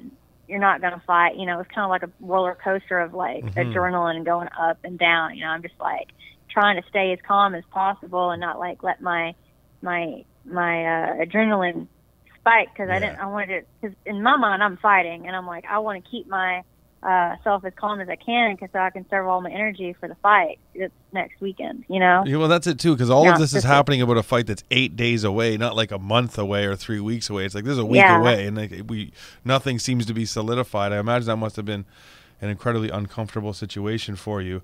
But then following that, you get, then I'm assuming it's Wednesday where you're contacted by USADA or the UFC, or I'm assuming the UFC notifies, or USADA notifies the UFC and they notify you. How does that go down? How does that whole thing transpire? Well, you know, my manager and coach and husband was doing everything. He was communicating with everybody for me. So I found out through a text message. Like I was at the gym and I was getting messages from the UFC asking, because a lot of the people that, you know, in the UFC, they were working, trying to get my paperwork and everything done, they hadn't heard yet. So they're still asking me for stuff. Like I was in the process of being asked for my walkout song. So I'm like, okay, I'll get on that. And so I messaged Donnie. I'm like, so what walkout song are we going to use? And he responds, "You're not fighting." I'm like, what? Oh my God. What? I was like, you're joking. Like, what? Oh my God. The heck? So what's your first thought when you get hit? Like essentially, it's like, okay, I'm being punished twice for something. What's your first thought for that? Like that goes through your head? Oh, just frustration. You know, I just wanted to just kind of like rolled around and just like, oh my God, I don't know. First frustration and just you know, I'm like, oh, I can't that whole, you know, fluid pill thing just be put behind me. I thought I was done with it. You know, I wasn't expecting this, and I'm like, oh, I gotta wait. I gotta enroll in this and USADA testing pool, and I can't fight for the UFC for another 6 months, and I'm like, oh, this is insane. And I'm thinking, oh my gosh, what about everybody that just bought plane tickets on, like, you know, in the past few days because we told them, you know, that I was fighting. So like I have family and friends who had already bought like tickets to the fight, and like they were on it, and they weren't able to get their, you know, their anything like canceled or refunded. So they're going, but I'm not fighting. Yeah. So that was my thought. I'm thinking about everybody that bought tickets, and I'm like, crap. You know? Oh man, that sucks. You know, for anyone who doesn't know, like 2016, there was the 9-month suspension for the diuretic in your system, which ends up turning out to be a complete nightmare for you. In hindsight, it's come back to bite you. How hard is it though that this was your introduction to the mainstream? You know, like you know, hard, like real, you know, I don't want to say hardcore, but you know, avid MMA fans know who you are. But the mainstream, like, you know, we've discussed it before. Like, there's a difference between UFC fans and MMA fans. Now, the UFC fans were just getting to see who you were, and like this is kind of gets dragged along with it. How frustrating is that for you? You're right. It is frustrating because those people that have never even heard of me, this is the first thing that they're hearing about, and it looks like I was being pulled from my fight because it looks like I tested positive for something in my previous fight. Right. You know, the one that I just had. So that's what it looks like. And so people are like, oh, she's a cheater.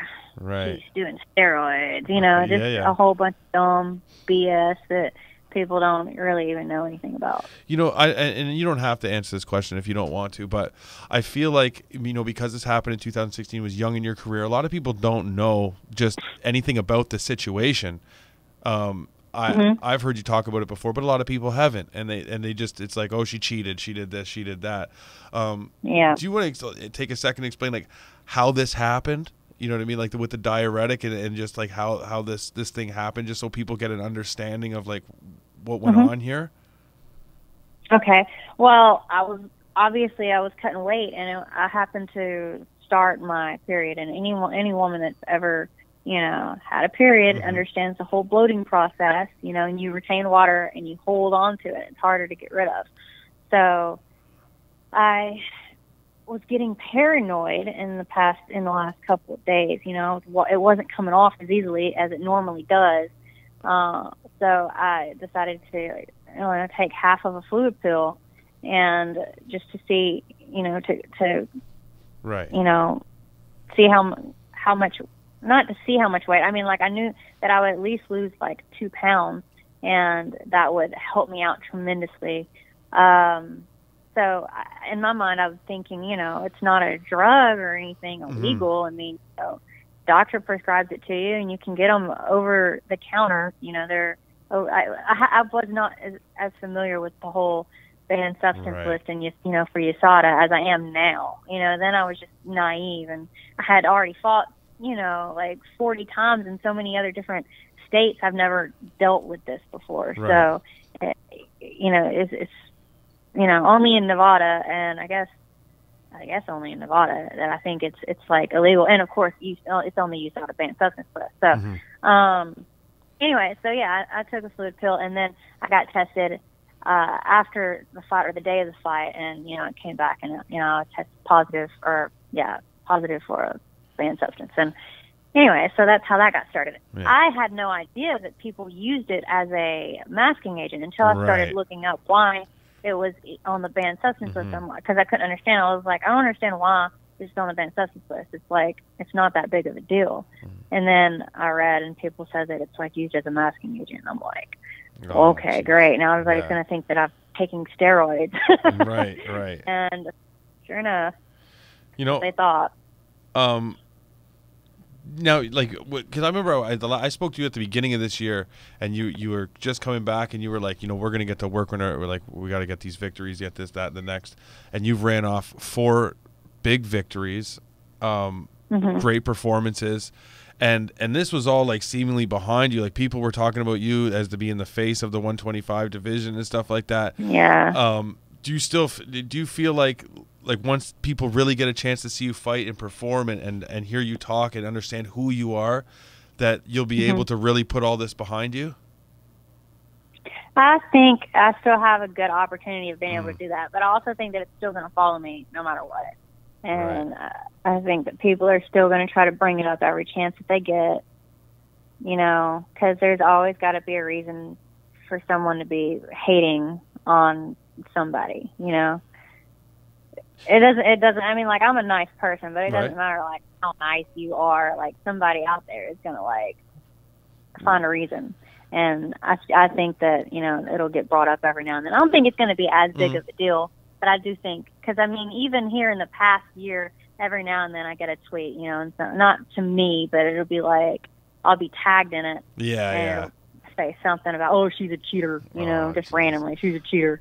You know, but there's the other side of the coin too. There's the other side of the coin, because in the last week, I can't tell you how many articles I've seen come across my social media about you being the future, or you know, the biggest prospect in the game at 125 pounds. So there is the other side of it too, where people they do notice you, they do know who you are, and like we had spoke, you know, months and months and months ago about, you know, having the skills and the marketability and everything else that goes with being a superstar. And do you feel like people are seeing those qualities in you? I think so. I mean, if I didn't think that they were, then I mean, if I didn't think that people, you know, I don't think that people would be posting about it. Right. You know, so I feel like. I feel like I still have, I mean, like, you know, I don't like to brag. So, I mean, I don't like to be boastful or anything. So it's hard for me to be like, I feel like this. And I think that about myself. So, I mean, I kind of just let the people kind of do the talking and the articles say what they want to say. But I don't really, you know, I don't like to, you know, let it get inside my head or anything like that. But, yes, I do think that I still have the star power for you know, the flyweight division in the UFC, and I feel like I'm extremely marketable, and but more than that, you know, I mean, I think that I'm a really good fighter, and I'm, you know, technical, and you know, absolutely 100%. 100%. I don't think there's a person out there, regardless of what, you know, the haters want to say. I couldn't imagine that there's anyone out there who doesn't have you at the very top of their 125 rankings, regardless of what the haters are going to say. One thing I will say, though, you know, you were being rushed in, like we had just talked about all the chaos of, like, you're going to fight this person. No, you're not. You're going to fight this person on this last minute, and all these things are coming together. But now you've got 6 months. You can train and you can prepare. When you get your fight, that you'll probably have a lot more notice to prepare for it. Could this end up being a silver lining for you? Yeah, it is, because if this hadn't happened now, this whole USADA thing, I probably would not have found out about needing to be enrolled in a USADA testing pool until the moment they called me up, which might have been at the end of the year or next year, So, I mean, this would have just been prolonged, and I still would have ended up going through the same thing because, the UFC had no idea. I had no idea. I never got an email. I was never told or even warned that I was going to have to go into like a 6-month USADA testing pool. So I would have gotten the call, let's say the end of the year or next year, and then, as soon as we started filling out the paperwork, this thing, USADA would have ended up informing the UFC, and it all would have happened all over, and I would be waiting even longer. Absolutely. I would still be waiting another 6 months, but it wouldn't be till like the end of the year, next year. So, yes, it is, and it sucks though, because now I have time to like stew on it and get excited and have all those emotions and stuff that you get before a fight. Does it motivate you? But just dealing with all this nonsense, and you go to the gym, like, does this drive you? Yes, it still drives me. Right now I'm kind of like, now that I'm coming down from everything, didn't really get to enjoy my win as much as I would have liked, but now I'm still training, obviously, because I said I'm still sparring and I'm still doing my cardio, but I'm not like in fight camp, so I'm not grinding like but I'm still training. But I'm still going to go and do training camps and stuff with other people and like probably travel a little bit. Nice. It's good to get out and see the world. The last time you were forced to sit out, we saw unbelievable improvements in your ground game and your game just all around. Is this an opportunity for you to look at your game, evaluate it, see if there's where the holes are, and really work to like shut those down before you make your UFC debut? Oh, definitely. There's always things that have room for improvement, and I know I definitely have a lot of room for improvement. Just watching my last fight, I could see a lot of things that I need to work on, and it's not just one thing. I want to improve my wrestling, I want to improve my jiu-jitsu. I definitely, I want to get my hands up, whenever I'm throwing my shots better, because like in a lot of the pictures, I'm like dropping one of my hands, so I want to get that up, and be better protected. So there's things that I've seen in my past fights that I'm already like looking forward to fixing. It's an excellent opportunity to do that, like to find those silver linings where you can. You were originally asked to fight Jessica Eye. You ended up matched up with Kalindra Faria. Now, as you are going to start to approach your debut in 6 months, being a champion, coming into the UFC as a champion, do you feel like which lane of competition do you want to stay in? And when I ask that, I mean like Jessica Eye's name carried more weight than Kalindra. That's just what it was. Like, where they could be equally tough, but Jessica Eye is a bigger name. Do you feel like you should be able to walk into one of those fights, like a named fight, being as though you're coming in as a champion in another promotion, winning streak and all that good stuff? I think that it's highly possible that they will probably put me up against somebody who does have a name in the UFC. Everybody that's in the UFC, no fight's going to be an easy fight. No. So I expect every fight that I have from now on, to be a war. But yes, I would like to fight the girls that are in, the higher ranked girls. So I want to get the opportunity to fight for that belt as soon as I can. Absolutely. I wanted to fight for the Invicta belt, but I'm sad. I really wanted to see you get both the belts, to be honest with you. I wanted to see you get both the belts. That was what I kind of thought that's what 2017 would have in store for you at the start of the year. Well, I still had, and that's what I wanted, I was planning to fight for Invicta the end of this month, and I didn't know who they were going to give me. But, with everything going on, with the girls signing, the tough, like Roxanne, she probably would have been the next one to fight for the belt. Who would have taken her spot? I don't think that they would have given it to me, but I think that it's probably 2 more fights. If I had fought and won this next fight, then I might have been fighting for the belt in that second fight. So, I was probably just 2 fights away. Hey, it may just be 2 when you get back. We'll see how the division unfolds. It's new. There's a lot of things going on. You have the trifecta. I call it the trifecta. It's I guess maybe close to my personal thing. It's the skill, the marketability. You could talk, and you have the look. It's all there. And the UFC is obviously not stupid. They are a promotional giant. So I can't imagine that there's not people sitting in a room right now going like, look what we have here, type of deal. So I wouldn't be surprised to see you get fast-tracked into that lane, and I hope that you do, because I think you deserve it. Thank you. I sure hope so. I think so. Yeah. Listen, I want to thank you for giving us some of your time. I know you've been doing a ton of these interviews all week and explaining this over and over and over again and answering a lot of the same questions. I'm getting better at it. Yeah. Well, I've got it down now. That's it, eh? Yeah, that's it. In 1 week, you have this mastered.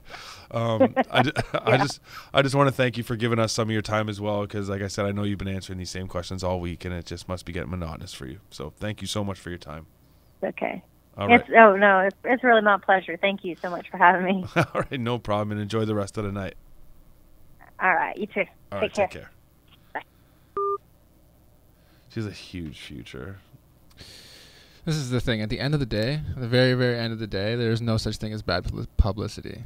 Just as the way it is. It doesn't matter. Like, you could get, steroids is another thing that you get, but at the end of the day, when she gets more exposure, even more exposure, the story will come out, it'll unfold. It's not just, it's also like, you're always going to have a hater. They're always. George St. Pierre is one of the nicest people I've ever seen publicly anyway. I don't know how he's behind closed doors. I've never met the man. Mm-hmm. But in public, he seems like one of the... How could you dislike George? You know what I'm saying? Yeah. People do.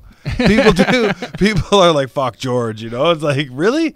Like, what did George do? It's like, I think there's always going to be somebody who hates. You know what I'm saying? It's just the nature. Yin and yang. That's how it works. It's the nature of it.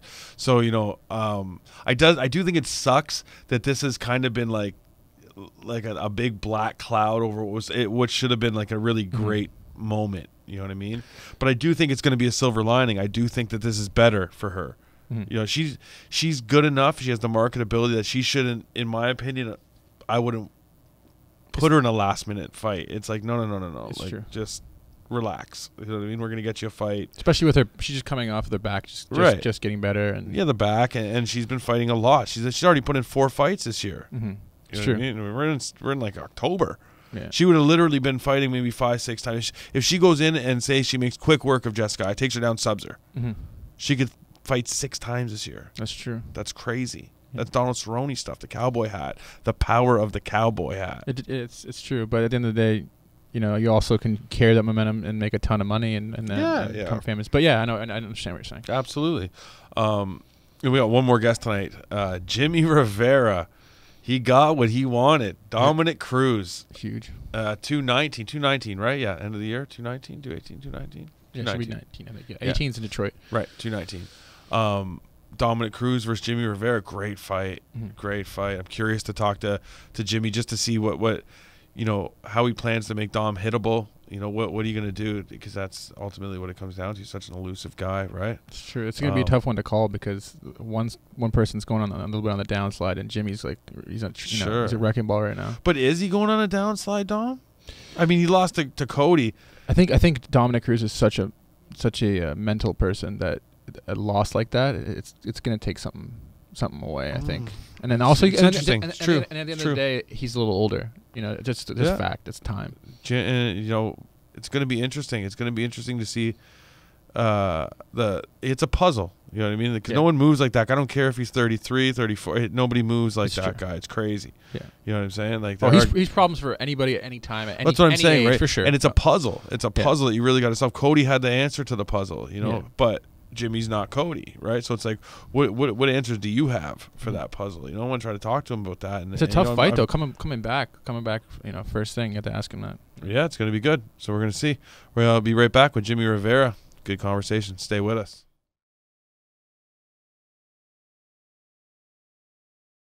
What's up, Fight House fans? I would like to welcome back Jimmie Rivera to the show, getting ready to take on Domenick Cruz at UFC 219. What's going on, Jimmie? Welcome back to the show, brother. Thanks for coming. Hey, no problem, man. Thanks for having me. I appreciate it. Always, man, always. Well, you did it, man. Last time you were on the show, you were calling for the Cruz fight. That's the fight you wanted, and that's the fight you got. How do you feel now that you've got it? It feels really good that I got the Cruz fight. I mean, I was shocked in the beginning, but then I heard him on the Ariel Helwani show, and I heard what happened. So I'm glad I got it. It's in my favorite. Mm-hmm. My favoritism, I don't even know. I can't think right now. I had a long day. I'm shot. Yeah. When did you find out about the Cruz fight? Like, when did that come to you? I got a text last Tuesday at 4:30 saying, do you want to fight Domenick Cruz in December? I said yes, of course. I got the contract maybe like 3 hours later, and an hour from that, they announced the fight. I didn't even sign the agreement. So nice. It was funny. They work quick, the UFC, I tell you. Yes. But I signed the bout agreement, and I'm all set to go December 30th. So hopefully Cruz stays healthy and we can go and put on the show. Is that something you're concerned with? Is him not making it to fight night? I mean, if it happens, it happens. What am I going to say? I don't know. I mean, it'd be all over again. It'd be like what happened with Brian Caraway. I got married last November. Yeah. And didn't go on a honeymoon. Didn't enjoy Thanksgiving or New Year's or Christmas, and was ready for the fight. In January was Caraway. Pulls out 2 weeks before. There goes all my holidays and my honeymoon. Yeah. Now I finally set up a honeymoon for my wife for this November. A year later, now we have to move our honeymoon, which we did already, the next year. Wow. And I'll just be pretty pissed because, not to mention killing our honeymoon, but killing Thanksgiving and Christmas. Very understanding woman you have, man. Yeah, she I know her since I was like a kid. And, oh, nice. She trained. She's been training since she was like 3 or 4, and I know her father. She's training Tiger Showmans, and her father coached me a couple of times for some of my fights. Okay. So it's great. I know her for my whole life. So nice. When someone understands the business, it's great. It makes life easier. Definitely does. It 100% does. Back to the Cruz fight. Were you surprised that he took the fight? I mean, prior to obviously hearing on the Ariel Helwani show about him kind of being, I don't want to say bullied, but pushed into the fight by lack of choice. Were you surprised? What were your thoughts? No, I mean my thoughts through the whole thing was, I think I agree with Sean Shelby. I mean, at the end of the day, he's the boss, but Cruz lost his last fight. Yeah. And therefore, either he could have rematched Cody right away, but didn't. Cody even announced it a couple times on Twitter. You sure you don't want to rematch right away? He said no. And then TJ got the shot. And with that said, TJ getting the shot, I'm like, all right, he got the shot. Yeah. You know what I mean? Now, Cruz either has to defend his spot or he kind of gets out of the way. And that's what happened. He's not on a winning streak. He's not winning 5 fights in a row right now. Mm-hmm. He just lost the belt. He didn't want the rematch right away. I mean, if I was in hell, I would have took the rematch right away. I would have been like, no, I want what's mine. I want it back. Gotcha. But, everybody has their own thing. And nothing, I can say against him, but that's what happened. It is what it is. He's a... You have the task of solving a very unique puzzle in Domenick Cruz. How motivating is it for you to take out the former kingpin of the division and to have that opportunity? I'm super excited about it. I got 3 months to train for this fight. I can't freaking wait. I've been training already. I was training already, but then I started picking it up last Friday after everything was finalized and done. How do you feel about the matchup with Cruz? How do you feel like you match up with him? I feel like I match up really well. I have a lot of experience. I've fought guys like him before in training or just in general. I mean, his style is really unique, but you can figure it out. Mm-hmm. I'm looking forward to the fight. He doesn't scare me at all. His style doesn't scare me, and nothing of him I'm worried about. You know what I mean? I have all this time to prepare. I'm going to come in prepared, and I'm looking forward to it. I already feel it's only been like the 4th day in the training camp. Not counting my off day, and I feel great already about the fight. I feel really good, and I'm confident in getting the W. So I'm really looking forward to it. I'm super excited. I mean, I get to fight someone who was the champ and, dominated, all the bantamweight division. Mm-hmm. It's awesome. It's great. I get to take out someone that was like a king in the division. Yeah, it's definitely it's a huge opportunity for you. It will likely lead to a title shot, one would have to think. What do you feel like you bring to the table that's going to cause him big problems? I think it's the biggest thing is I could just adapt. I can always change my style and adapt and do things to win a fight. You know what I mean? You saw in the Almeida fight. Fight, our game plan in the beginning was to take him down and grind it out. Then halfway through my training camp, we changed it. I'm like, no, I want you. My coach was like, I want you to kickbox him. And he's one of the best kickboxers in the division. I beat him at his own game. Third round came. My coach was like, listen, I want you to seal the round, get a takedown, and finish the fight, grind it out. And I took him down and asked him grinding it out. I'm like, you know what? F this. Let me try to get the knockout. I want to get the finish. Yeah. Try to get the finish, but, I came up short. And listen, he's a tough opponent. He's Definitely. not 22-2 for nothing. You know what I mean? He's an unbelievable fighter. Problems I made and tough. And he didn't want to get that out. He didn't want to, lose at all. And he was a tough guy. I was super excited that, I got the win out of it. Yeah. I beat someone at their own game. Yeah. No, that was, it was almost a flawless performance. It was such a good performance. I was super impressed with you in that fight. Domenick, one of the things about him is he's notoriously elusive. He can get frustrating for a lot of people. We saw guys like TJ Dillishaw get frustrated in the cage when they have a hard time. TJ fought him the wrong way. Like, I spent 2 hours last night watching footage on him and just looking at his stuff. And then you watch all these different guys that fought him. Right. Out of all of them, I mean, Faber, he got rocked in his last fight against Cruz. And he got scared and just kind of backed off and coasted the last 2 rounds. Yeah. And you got TJ who fought him completely wrong. And, in the beginning of the fight, he was doing decent and then just kind of got sloppy. And Cruz was able to counter a lot of stuff. And, takedowns were there and stuff like that. So it's just watching all the guys fight him and seeing all the different styles come together. Yeah. I mean, I still think Cody could have done a better job and did some things, that would have been better. And he could have really, really finished the fight. But I think he was enjoying just putting a beating on him. Yeah. And, backing off a little bit. He rocked him a couple times. And definitely. he just, get back up and had fun with it. But there's definitely things I saw that he could have done better.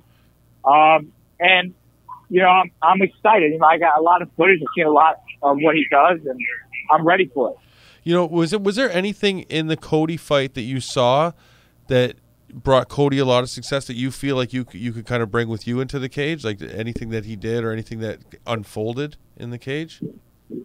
I think, his boxing, you could tell his boxing was a lot better than Cruz's. Yeah. And it kind of opened up that as a weakness. And, with that, and Cody's a good wrestler. He showed his good wrestling abilities. Cruz is big on that. Obviously, you didn't see any grappling on the ground. But there's some cool takedowns there, some cool combinations in general. I mean, there's a lot of stuff that Cody portrayed. And I think the biggest thing that I thought was really impressive watching that fight and remember it is, there was so much trash talking that I really had Cody not winning the fight because I thought he was going to get emotional and get in there and just mess up and let his emotions get the best of him.